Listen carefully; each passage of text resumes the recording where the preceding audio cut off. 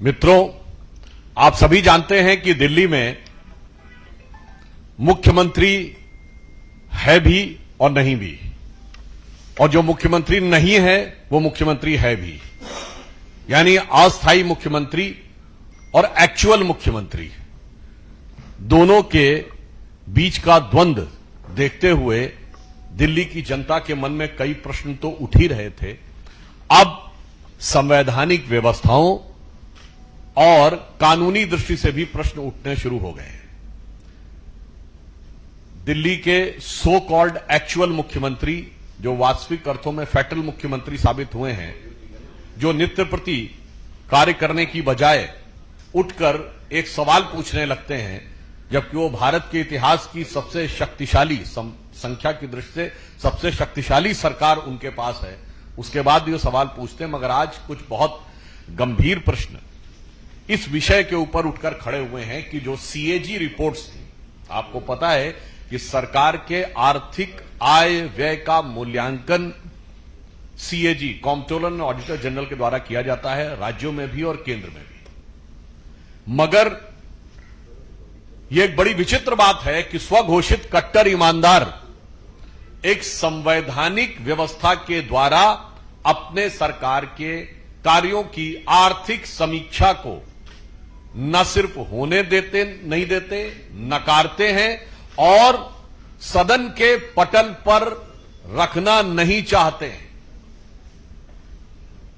और इसलिए दिल्ली हाईकोर्ट ने भी, जो प्राप्त सूचना है मीडिया में, उसके अनुसार दिल्ली हाईकोर्ट ने एक ऑब्जर्वेशन यूज किया है कि Delhi government is dragging its feet, यानी अपने कदम खींच रही है इन प्लेसिंग द सीएजी रिपोर्ट, अर्थात दिल्ली की सरकार सीएजी की रिपोर्ट सदन के पटल पर रखने से कदम पीछे खींच रही है। यह दुर्भाग्यपूर्ण है। The exact word is the Delhi government is dragging its feet in placing the CAG report is unfortunate. तो मुझे लगता है कि अब यह बात और भी स्पष्ट हो जाती है कि दुर्भाग्यपूर्ण स्थिति सिर्फ विकास कार्यों में नहीं दिख रही है। दुर्भाग्यपूर्ण स्थिति सिर्फ पर्यावरण में, सड़कों पे, जल भराव में और सरकारी व्यवस्थाओं में ही नहीं दिख रही है, संवैधानिक व्यवस्था में भी अब यह दुर्भाग्यपूर्ण स्थिति दिखने लगी है। इससे पूर्व करीब अक्टूबर के महीने से लेकर आज तक तकरीबन 1 दर्जन सीएजी की रिपोर्ट्स हैं, जो आर्थिक समीक्षा की रिपोर्ट्स हैं दिल्ली सरकार की, जिसे कि दिल्ली के विधानसभा के पटल पर नहीं रखा गया है, जिसको लेकर प्रश्न पूछे गए हैं और न्यायालय के द्वारा भी यह प्रश्न उठाए गए।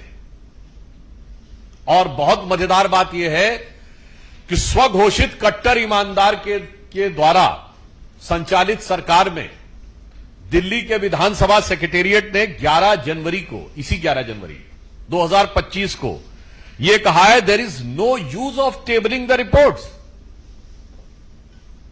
यानी कोई आवश्यकता नहीं है रिपोर्ट्स को टेबल करने की। जबकि हमारे 7 विधायकों ने इस विषय को लेकर लिखित प्रतिवेदन विधानसभा अध्यक्ष को दिया कि जो जो सरकार की आर्थिक समीक्षा की रिपोर्ट्स आ रही हैं उन्हें सदन के पटल पर क्यों नहीं रखा जा रहा है।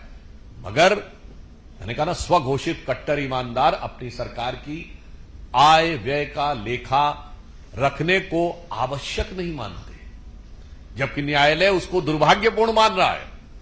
इससे यह साफ हो जाता है कि ये एनार्किस्ट तो है ही, यह आपदा तो थी ही, आर्थिक आपदा भी है, राजनीतिक आपदा भी है, विकास की आपदा के साथ साथ अब आम आदमी पार्टी की सरकार में संवैधानिक आपदा भी है। Their anarchist character is now pervading in the constitutional institution and constitutional procedures which are very much required for proper functioning of a government. आप स्वयं सोचिए, यदि सरकार की आर्थिक आय व्यय की समीक्षा को सार्वजनिक ही नहीं करना चाहेगी सरकार, तो क्या यह अपने आप में एक बहुत बड़ी संवैधानिक चुनौती नहीं है?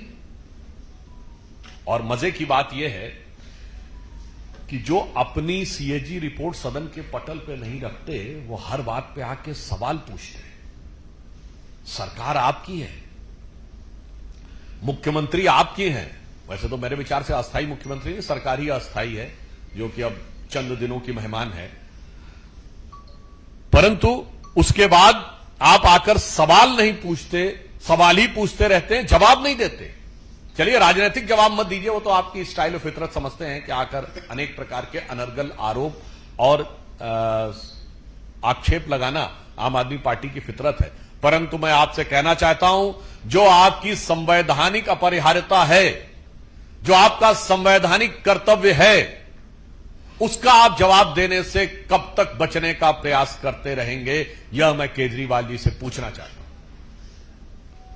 और मुझे लगता है कि यह संगति का असर भी हो सकता है। जैसे जब से ये लोग कांग्रेस से साथ गए थे, तो भले ही साथ में गए, अलग हो गए, मगर वायरस तो साथ में लेके आ ही गए। तब ये लोग आरोप लगाते थे ना कि कांग्रेस में पीएम तो है, पर एक सुपर पीएम भी है। तो आज वही रोग इनके अंदर आ गया, एक सीएम तो है, एक सुपर सीएम भी है। तो जैसे डॉक्टर मनमोहन सिंह ने कभी सदन के पटल पे बोला था, जब उनसे जवाब पूछे जाते थे कि 100 जवाबों से अच्छी है मेरी ये खामोशी, जिसने न जाने कितने सवालों की आबरू रख ली, मगर ये तो खामोश रहने वाले हैं ही नहीं, ये तो हल्ला मचाने वाले हैं। तो मुझे लगता है कि आज केजरीवाल जी जो करने का प्रयास कर रहे हैं, वो शायद ये कहने का प्रयास कर रहे हैं कि 100 जवाबों से अच्छा है मेरा ये बवाल, जो रोज आकर कुछ ना कुछ बोलना शुरू कर देते हैं। 100 जवाबों से अच्छा है मेरा ये बवाल, ताकि आर्थिक घोटाले के हर पहलू से बचते रहें केजरीवाल। तो इसलिए हम उनसे साफ साफ पूछना चाहते हैं कि आम आदमी पार्टी जवाब दे कि उसने अनेकानेक सीएजी की रिपोर्ट्स क्यों नहीं सदन के पटल पर रखी हैं, और यदि उनके सेक्रेटेरिएट ने लिख के दिया है कि it is of no use, तो कृपया वह आके साफ स्पष्ट करें कि संवैधानिक अपरिहार्यता को पूरा करने न के पीछे नो यूज कहना, उसकी उपयोगिता न कहना कि आपने को संविधान से ऊपर समझना है या नहीं। आप सीएम से ऊपर तो अपने को समझ रहे हैं, ये समझ सकते हैं, पर अब लग रहा है आप अपने को संविधान से भी ऊपर समझ रहे हैं।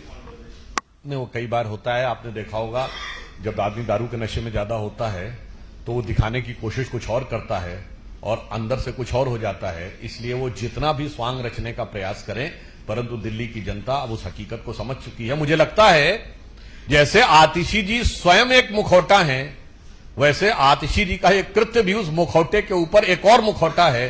तो एक चेहरे पे नए चेहरे लगा लेते हैं लोग। कितने चेहरे हैं इस चेहरे के पीछे, ये अब दिल्ली की जनता समझ रही है। या फिर कोई डर है आम आदमी पार्टी में कि कलह खुल जाएगी? इसमें कहीं कोई किंतु परंतु नहीं है कि अगर कोई सरकार ये कहे कि उसे रिपोर्ट रखने में हिचक है या उससे बचने का प्रयास करे, और फिर न्यायालय की टिप्पणी होने के बाद भी वो उससे बचाव की गुंजाइश करे, तो मुझे ये साफ समझ में आ जाता है, और दिल्ली की जनता को बहुत साफ समझ में आता है कि इसका मतलब कुछ न कुछ बहुत गहरा काला है। परंतु उन्होंने जो कारनामे कर रखे हैं, वो कितना भी बचाव कर लें, वो छुपने वाले नहीं है, क्योंकि कारनामे सीएजी की रिपोर्ट के बियॉन्ड दिखाई पड़ रहे हैं। बस सीएजी की रिपोर्ट से सदन के पटल पे दिखेंगे। एक कहावत होती है, शायद आप लोगों ने सुना हो, कि नेहुरे नेहुरे कहूं ऊंट की चोरी। इसका मतलब झुकते झुकाते ऊंट की चोरी नहीं की जा सकती है। आज केजरीवाल जी वही करने का प्रयास कर रहे हैं। अब बताइए, इनकी घोषणा क्या कहा जाए? तो शुरू में कहे थे हम राजनीति में नहीं आएंगे, हम चुनाव नहीं लड़ेंगे, सारी संसद चोर है, गाली गलौज की भाषा दिए थे, फिर बच्चों की कसम भी खा दिए थे। मतलब समझ में नहीं आता है कि इनकी किसी बात पर भरोसा करना चाहिए क्या? तो मुझे लगता है कि जब वो इस प्रकार की भाषा बोलते हैं तो वो स्वयं अपने अतीत को स्मरण करने लगते हैं। और राजनीति में यदि आज क्राइसिस ऑफ क्रेडिबिलिटी उत्पन्न हो गई है, अविश्वसनीयता का संकट, तो उसके मूर्तिमान स्वरूप श्री अरविंद केजरीवाल है। If there is an perception in the people that there is a crisis of credibility in politics, then the embodiment of that crisis of credibility is nothing but Shri Kejriwal himself। देखिए, मुझे लगता है कौन सच्चा है कौन झूठा है, यह आम आदमी पार्टी के कृतित्व से साफ दिखाई पड़ता है। और इस प्रकार की भाषा प्रयोग करना संवैधानिक पद पर बैठे हुए लोगों के लिए, और स्वयं अपने आचरण में, तो हम पूछना चाहते हैं ना, आप क्यों नहीं सच बोल रहे हैं?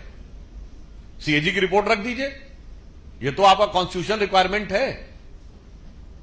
और नहीं है तो आप आकर बोल दीजिए। आप यही देखिए, सच और झूठ में तो एक ही बात कहना चाहूंगा, ये भारत के इतिहास के इकलौते सरकार है जिसने एक शराब घोटाला किया और फिर यह कहा कि नहीं हमारी नीति तो एकदम सही थी, और फिर उसके बाद उसको विड्रॉ भी कर लिया। अच्छा, विड्रॉ कर लिया तो बात खत्म कर देनी चाहिए। फिर आपने देखा होगा दर्जनों बार, मैं खुद भी रहा हूं उन डिबेट्स में, कि इनके लोगों ने आके उसी शराब घोटाले को डिफेंड भी किया है। मतलब आपने अद्भुत उदाहरण नहीं देखा होगा ऐसा कि कोई सरकार एक पॉलिसी बनाए, सीबीआई की जांच शुरू होते ही वो पॉलिसी को विड्रॉ भी कर ले और विड्रॉ करने के बाद भी उसको डिफेंड करे। इसलिए मैं उनसे पूछना चाहता हूं कि आप कितने भी जवाब देने से बचने की कोशिश करें, परंतु भारतीय जनता पार्टी इन मुद्दों पे आपसे सवालों का सीधा जवाब चाहती है। शिक्षा घोटाले पर आपका जवाब चाहिए, शराब के घोटाले पर आपका जवाब चाहिए, मोहल्ला क्लिनिक के घोटाले पर आपका जवाब चाहिए, and above all you can say the museum of your corruption, Sheesh Mahal, उसके ऊपर भी आपका जवाब चाहिए। इन चारों से बचने का कितना भी प्रयास कर लीजिए, मगर ये वो सच है जो आपका पीछा नहीं छोड़ने वाला है। हां, ये मीडिया में आज ये रिपोर्ट आई है कि 2023 के मुकाबले 2024 में 28% कमी आई है, और उसका कारण यह माना जा रहा है कि लोगों को लगता है कि वहां की गुणवत्ता और दवाइयों की गुणवत्ता उन्हें संदिग्ध लगती है। पूर्व में भी आपको याद हो, एक रिपोर्ट ऐसी आई थी कि एक जगह पे तो मोहल्ला क्लिनिक में 539 लोगों का एक दिन में डिस्पोजल हुआ था, जबकि मोहल्ला क्लिनिक का समय है 9 बजे से लेकर 1 बजे तक, अर्थात 4 घंटे मिनट होते हैं 240 मिनट। अब 240 मिनट में अगर आपने 539 लोगों को निपटा दिया है, मतलब निपटा दिया शब्द के लिए इसलिए प्रयोग कर रहा हूं, इसका मतलब 20 से 25 सेकंड के अंदर उन्होंने मरीज को देख भी लिया, उसका परीक्षण कर लिया, उसका डायग्नोसिस भी कर दिया और दवाई के लिए उसकी व्यवस्था भी कर दी। मुझे लगता है कि अभी गूगल ने दावा तो किया है कि क्वांटम कंप्यूटर बना लिया है, मगर केजरीवाल जी जो अत्यंत पढ़े लिखे व्यक्ति हैं, उनका कंप्यूटर मुझे लगता है कुछ ज्यादा ही तेज है। तो जैसे वो कहते थे ना, चाचा चौधरी का दिमाग बहुत तेज चलता है, तो यहां पर केजरीवाल जी का दिमाग तो तेज चल रहा है, मगर वो ध्यान ही नहीं रख पा रहा है कि आंकड़े उससे मैच नहीं खा रहे हैं। तो इसमें मोहल्ला क्लिनिक के घोटाले तथ्यों और आर्थिक आंकड़ों के आधार के ऊपर बिल्कुल साफ नजर आ रहे हैं। देखिए, बड़ी मजेदार बात यह है कि घुसपैठ के ऊपर अभी तक जवाब न देने वाले लोग, जिन्होंने एलानिया, उनके विधायकों का लेटर हेड अवेलेबल है, मोहिंदर गोयल जी का, और एक मामले में जय भगवान जी का, यानी विधायक। और एक और बात कह दूं, याद करिए मनीष सिसोदिया डिप्टी सीएम थे, उनके बाकायदा टीवी पे बोला शाहीन बाग मेरे दिल में है।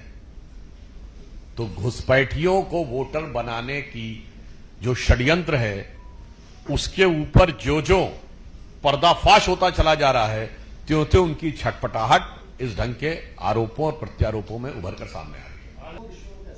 कहां मैं इस रूप में देखता हूं कि प्रधानमंत्री श्री नरेंद्र मोदी जी ने जिस प्रामाणिकता के साथ और जिस दक्षता के साथ, by which credibility and by which dexterity he has perform, तो मेरा मानना है कि कोई भी व्यक्ति यदि राजनैतिक पूर्वाग्रह और दुराग्रह से हटकर देखेगा तो वो प्रशंसा ही करेगा, प्रशंसा के अतिरिक्त कुछ नहीं कर सकता। तो मैं मानता हूं कि वो एक ऑब्जेक्टिव एनालिसिस है, क्योंकि हो सकता है उमर अब्दुल्ला जी अभी तक सरकार में नहीं थे, अब जब सरकार में आता है व्यक्ति तो फिर उसको सब दिखाई पड़ता है कि पिछले समय में जम्मू कश्मीर में कितने कितने काम हुए, तो हो सकता है वो उन तथ्यों के आधार पर सहज और स्वाभाविक अभिव्यक्ति आ गई। अब रही बात सामना का, तो मुझे लगता है अब सामना को हकीकत का सामना हो रहा है कि इंडी गठबंधन, जो कि परस्पर विरोधी विचारों, स्वार्थ और एक दूसरे से को जब बुलाता था, तो जानते कैसे बुलाता था? उनको समझना चाहिए कि जब कांग्रेस ने बुलाया था, संजय राउत जी को समझना चाहिए, वो वैसे ही बुलाया था जैसे अफजल खान ने शिवाजी को बुलाया था मिलने के लिए।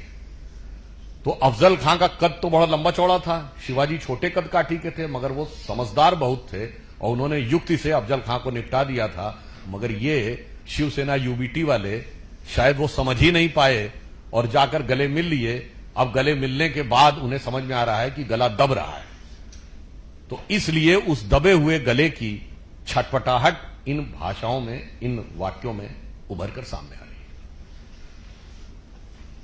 है। आज डॉलर, भैया बहुत बढ़िया आपने बात कही है। कांग्रेस वालों से मैं पूछना चाहता हूं, मेरे भाई, किस जमाने में आप जी रहे हो? मैं जस्ट पहले एक सेंटेंस कोट करता हूं। अभी आपने देखा कि अमेरिका से बयान आया था कि अगर डी डॉलराइजेशन करने का प्रयास होगा तो अमेरिका उसे एक्सेप्ट नहीं करेगा। दुनिया बदल रही है, अब डॉलर के बियॉन्ड इकोनॉमी जा रही है।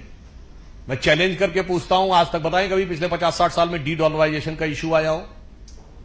आज हमारा सबसे बड़ा फॉरेन एक्सचेंज का जो इंपोर्ट है वो ऑयल में होता है, जिसका सबसे बड़ा हिस्सा हम रशिया से कर रहे हैं, रूपी रूबल में। इसीलिए भारतीय करेंसी यूरो के मुकाबले मजबूत है, स्टर्लिंग पाउंड के मुकाबले मजबूत है, जापानीज येन के मुकाबले मजबूत हो रही है, सिंगापुर डॉलर के मुकाबले मजबूत है और चाइनीज करेंसी के मुकाबले मजबूत है। डॉलर की अपनी कुछ समस्याएं हैं और फिर भी मैं ये चूंकि चीन के प्रति बड़ा अनुराग है ना इन पे, तो इनको बताना चाहता हूं, जब आपकी सरकार थी 2013 में, तो जो चाइना का फॉरेन का जो रिजर्व था उसमें फॉरेन ट्रेड 84% होता था डॉलर में। अब चाइना कर रहा है 44% डॉलर में, भारत करता था 100% डॉलर में। अब हम मेजर हिस्सा बगैर डॉलर के कर रहे हैं।